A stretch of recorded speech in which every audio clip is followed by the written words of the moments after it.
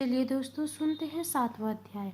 महर्षि मेधा ने कहा, दैत्यराज की आज्ञा पाकर चंड और मुंड चतुरंगिनी सेना को साथ लेकर हथियार उठाए हुए देवी से लड़ने के लिए चल दिए। हिमालय पर्वत पर पहुंचकर उन्होंने मुस्कुराती हुई देवी जो सींग पर बैठी हुई थी देखा। जब असुर उसे पकड़ने के लिए आए तलवार लेकर उनकी ओर बढ़े, तब देवी अंबिका को उन पर बड़ा क्रोध आया और मारे क्रोध के उनका मुख काला पड़ गया। उनकी भ्रुकुटियाँ चढ़ गई और उनके ललाट में से अत्यंत भयंकर तथा अत्यंत विस्तृत मुख वाली लाल आंखों वाली काली प्रकट हुई, जो कि अपने हाथों में तलवार और पाश लिए हुए थी। वह विचित्र खड़क धारण किए हुए थी तथा चितों के चर्म की साड़ी एवं नरमुंड की माला धारण कर रखी थी। उसका मांस सूखा हुआ था और शरीर केवल हड्डियों का ढांचा था, जो भयंकर शब्द से दिशाओं को पूर्ण कर रही थी। वह असुर सेना पर टूट पड़ी और दैत्यों का भक्षण करने लगी। वह पाशर्व राक्षसों, अंकुशधारी महावतों, हाथियों पर सवार योद्धाओं और घंटा सहित हाथियों को एक हाथ से पकड़कर अपने मुंह में डाल रही थी, और इस प्रकार वह घोड़ों, रथों, सारथों व रथों पर बैठे हुए सैनिकों को मुंह में डालकर भयानक रूप से चबा रही थी। किसी के केश पकड़कर, किसी की गर्दन पकड़कर, किसी को पैरों से दबाकर और किसी दैत्य को छाती से मसलकर मार रही थी। वह दैत्यों के छोड़े हुए बड़े बड़े अस्त्र शस्त्रों को मुंह में पकड़कर और क्रोध से में भरकर उनको दांतों से पीस रही थी। उसने कई बड़े असुरों का भक्षण कर डाले, कितनों को रौंद डाला और कितने तो उसकी मार से भाग गए। कितनों को उसने तलवार से मार डाला, कितनों को अपने दांतों से समाप्त कर दिया। इस प्रकार से देवी ने क्षण भर में संपूर्ण दैत्य सेना को नष्ट कर दिया। यह देख महाप्रकर में चंड देवी की ओर लपका और मुंड ने भी देवी पर अपने भयानक बाणों की वर्षा आरंभ कर दी और अपने हजारों चक्र उस पर छोड़े। उस समय वह चमकते हुए बाण में चक्र देवी के मुख में प्रविष्ट हो गए और इस प्रकार दिख रहे थे जैसे मानो बहुत से सूर्य मेघों की घटा में प्रविष्ट हो रहे हों। इसके पश्चात भयंकर शब्द के साथ काली ने अत्यंत जोश में भरकर विकट अट्टहास किया। उसका भयंकर मुख देखा नहीं जाता था। उसके मुख में श्वेत दांतों की पंक्ति चमक रही थी। फिर उसने तलवार में लेकर हूँ शब्द कहकर चंड के ऊपर आक्रमण किया और उसके केश पकड़कर उसका सिर काट कर अलग कर दिया।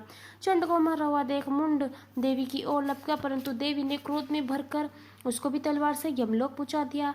चंड मुंड को मरा हुआ देखकर उसकी बाकी बची हुई सेना वहां से भाग गई।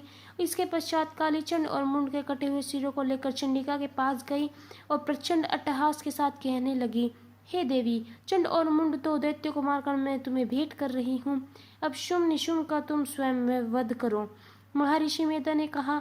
वहां लाए हुए चंड और मुंड के सिरों को देखकर कल्याणमयी चंडी ने काली से मधुर आवाज में कहा, हे देवी, तुम क्योंकि चंड और मुंड को मेरे पास लेकर आई हो, अतः संसार में तुम्हें चामुंडा के नाम से व्याख्यात होगा।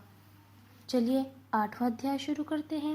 महर्षि मेधा ने कहा, चंड और मुंड नामक असुरों के मारे जाने से और उनकी बहुत सी सेना को नष्ट हो जाने से असुरों के राजा प्रतापी शुंभ ने क्रोध में युक्त होकर संपूर्ण सेना को युद्ध के लिए तैयार होने की आज्ञा दी।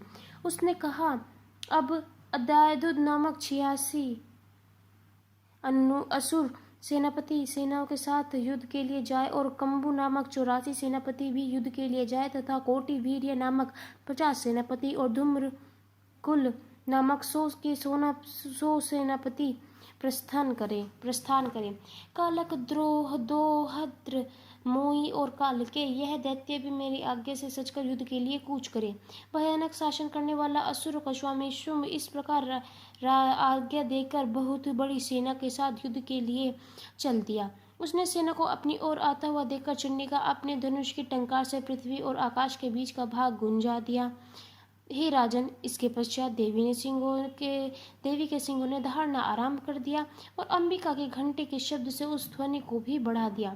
धनुष की टंकार, शेर की दहाड़ और घंटे के शब्द से पृथ्वी और आकाश के बीच का भाग गूंज उठा तथा इसके साथ ही देवी ने अपने मुख को और भी भयानक बना लिया।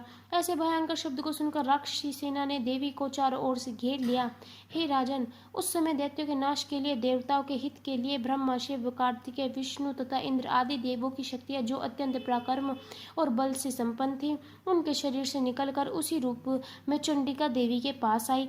जिस देवता का जैसा रूप था वैसे ही आभूषण थे, और जैसा ही वाहन था वैसा ही रूप, आभूषण और वाहन लेकर उन देवताओं की शक्तियां दैत्य के साथ युद्ध करने के लिए आई। हंसयुक्त विमान में बैठकर रुद्राक्ष की माला तथा कमंडल धारण कर ब्रह्मा जी की शक्ति आई।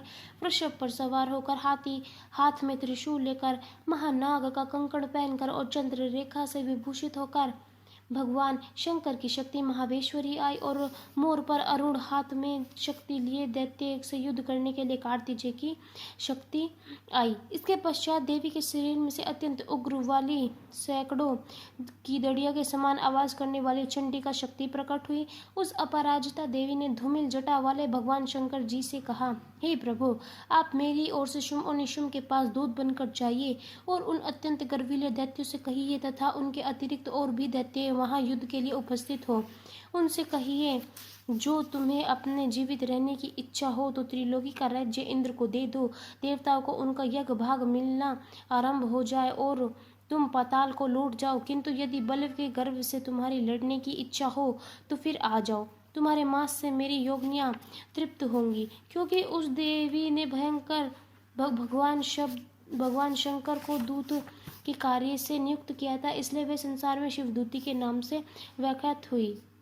ब्रह्मा ने जिस तरफ दौड़ती थी उसी तरफ कमंडल का जड़ छिड़कर देवताओं के वीर्य व बल को नष्ट कर देती थी। इसी प्रकार महावेश्वरी त्रिशूल से, वैष्णवी चक्र से अत्यंत कोपल वाली कोमाली शक्ति द्वारा असुरों को मार रही थी, और इंद्र के बाजू के प्रहार से सैकड़ों दैत्य रक्त की नदियां बहाते हुए पृथ्वी पर सो गए।